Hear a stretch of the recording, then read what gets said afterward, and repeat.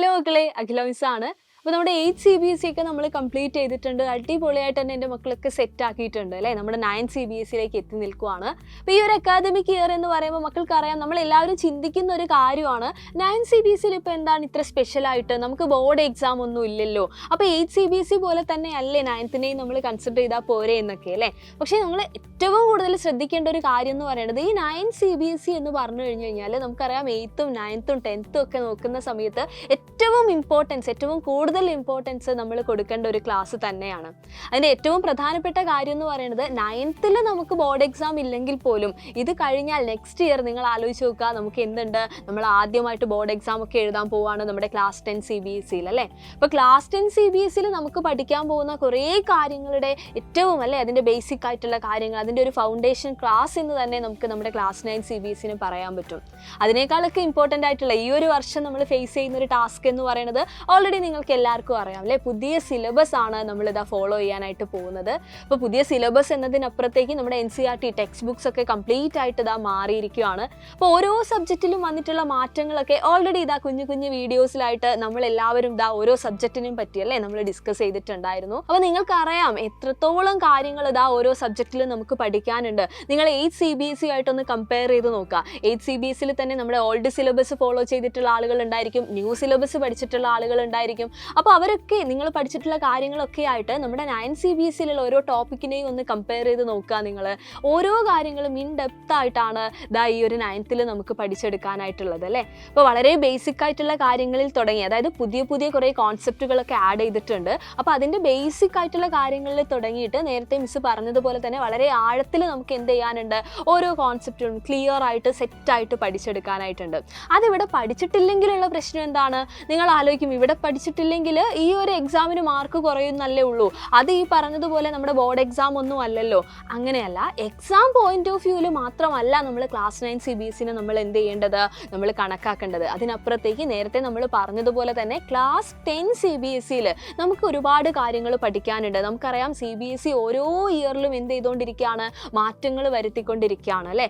10th നിങ്ങൾ പോകുന്ന സമയത്ത് നിങ്ങളെവിടെ വെയിറ്റ് ചെയ്തിരിക്കുന്ന മാറ്റങ്ങൾ എന്തൊക്കെയാണെന്നുള്ളത് ഒരിക്കലും നമുക്ക് ഇപ്പോൾ പ്രെഡിക്റ്റ് ചെയ്യാനായിട്ട് പറ്റില്ല.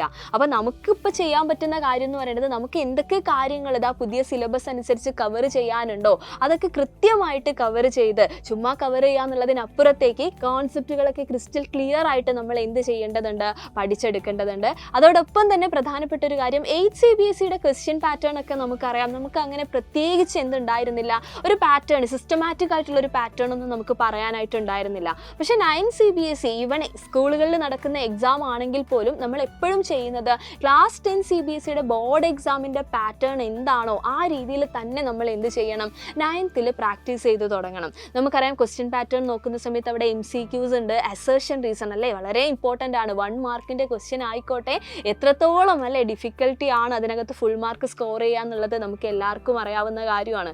Short answer, long answer, case based question അല്ലേ, ഇതൊക്കെ എന്താണ് നമ്മൾ തന്നെ അറ്റൻഡ് ചെയ്യേണ്ട കാര്യങ്ങളാണ്. ഇതൊക്കെ ക്രാക്ക് ചെയ്തെടുക്കുക എന്നുള്ളത് നമ്മുടെ മുമ്പിലുള്ളൊരു ടാസ്ക് തന്നെയാണ് അല്ലേ.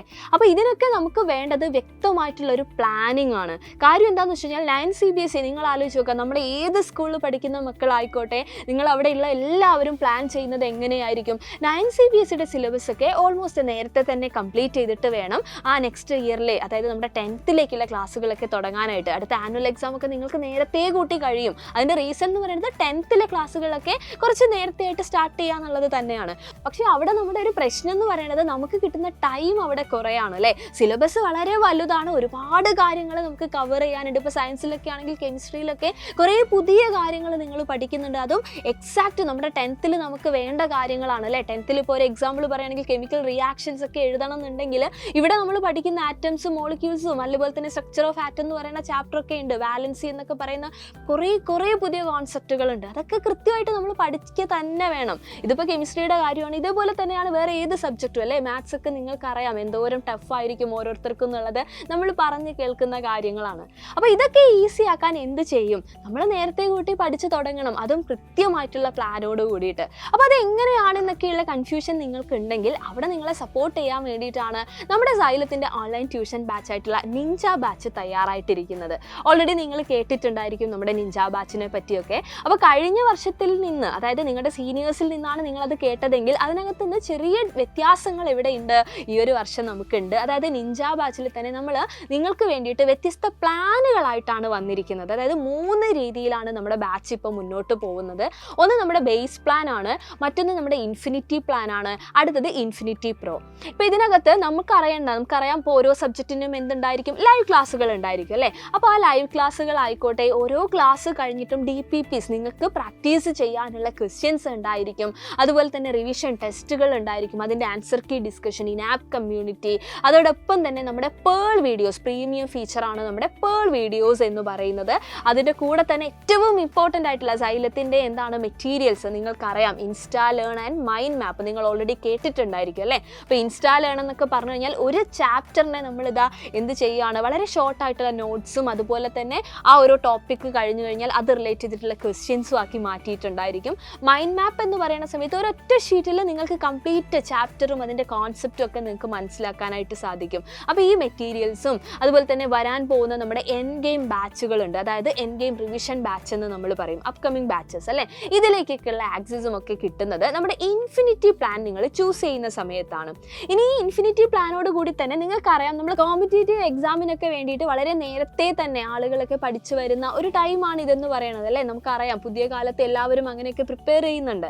അപ്പോൾ ഈ 9th സ്റ്റാൻഡേർഡിൻ്റെ കൂടെ തന്നെ ഒരു ഫൗണ്ടേഷൻ കോഴ്സ്, നമ്മുടെ ഫാൽക്കൺ ബാച്ചിനെ പറ്റി നിങ്ങൾക്കറിയാലോ, അതിലും കൂടെ ആക്സസ് കിട്ടാനാണ് നിങ്ങൾ ശ്രമിക്കുന്നത് എന്നുണ്ടെങ്കിൽ നിങ്ങൾ ചൂസ് ചെയ്യേണ്ട പ്ലാൻ എന്ന് പറയുന്നത് നമ്മുടെ ഇൻഫിനിറ്റി പ്രോ എന്ന് പറയുന്ന പ്ലാനാണ്.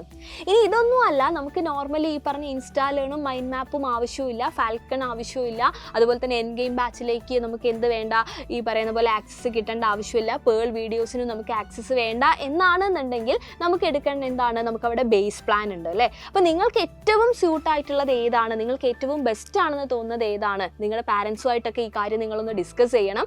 എന്നിട്ട് ഏറ്റവും ബെസ്റ്റ് ആയിട്ടുള്ള പ്ലാൻ തന്നെ നിങ്ങൾ ചൂസ് ചെയ്യുക. അപ്പോൾ അടിപൊളിയായിട്ട് തന്നെ ഈ ഒരു അക്കാദമിക് ഇയർ നമുക്ക് എന്ത് ചെയ്യേണ്ടതുണ്ട്, സെറ്റാക്കി എടുക്കേണ്ടതുണ്ട്.